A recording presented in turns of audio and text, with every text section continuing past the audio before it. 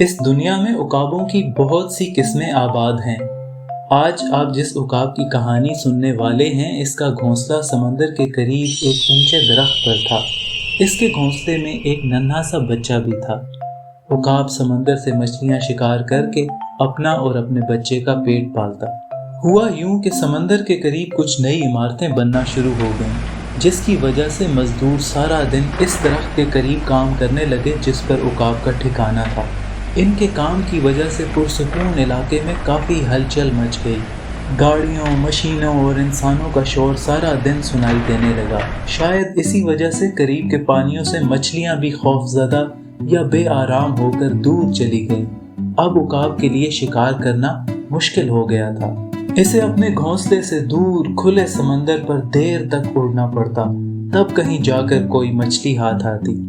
پھر یوں ہوا کہ بارشوں کا موسم شروع ہو گیا اور شکار کرنا اور بھی دشوار ہو گیا، مگر عقاب نے ہمت نہ ہاری۔ وہ ہر روز قسمت آزمانے جاتا، کبھی شکار کے ساتھ اور کبھی خالی ہاتھ واپس آ جاتا۔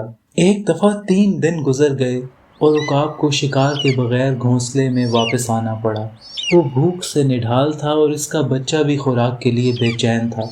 عقاب نے اپنی رہی سہی طاقت جمع کی اور سمندر کی طرف پورے یقین سے ایک اور اڑان بھری۔ قسمت نے ساتھ دیا، اسے سمندر کی سطح پر ایک موٹی تازی مچھلی نظر آ گئی۔ عقاب نے تیزی سے ہوا میں غوطہ لگایا اور مچھلی پر اپنے نوکیلے پنجے گاڑ دیے۔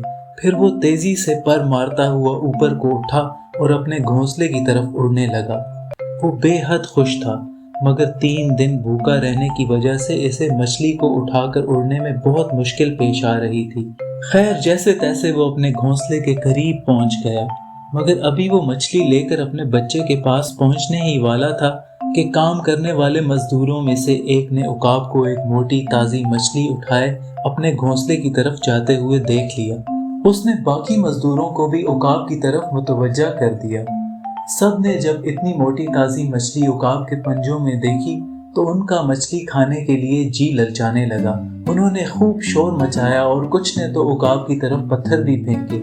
اس اچانک نازل ہونے والی مصیبت اور اپنے بچے کو محفوظ رکھنے کی گھبراہٹ میں بھاری مچھلی عقاب کے پنجوں سے چھوٹ کر نیچے جا گری۔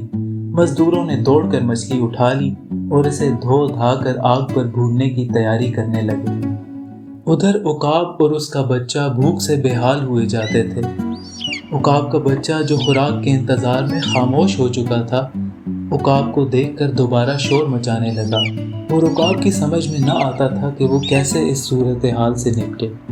آخر کار عقاب نے فیصلہ کر لیا کہ اسے کیا کرنا ہے۔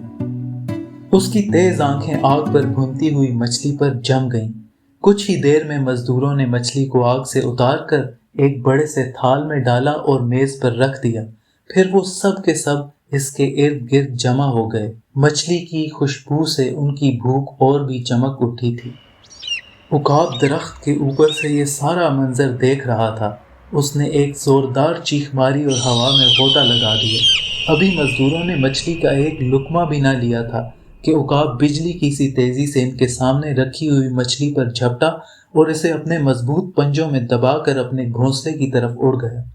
مچھلی گرم تو تھی، مگر عقاب کا اپنے بھوکے بچے کو کھانا کھلانے کا عزم اتنا پختہ تھا کہ اس کو بھاپ اڑاتی مچھلی کو اپنے گھونسلے تک پہنچانے میں کوئی دقت نہ ہوئی۔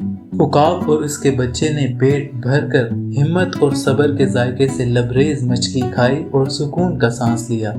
ادھر مزدوروں کو عقاب کی ہمت نے حیرت اور خوف میں مبتلا کر دیا، اور اس دن کے بعد انہوں نے کبھی عقاب کو پریشان کرنے کی کوشش نہ کی۔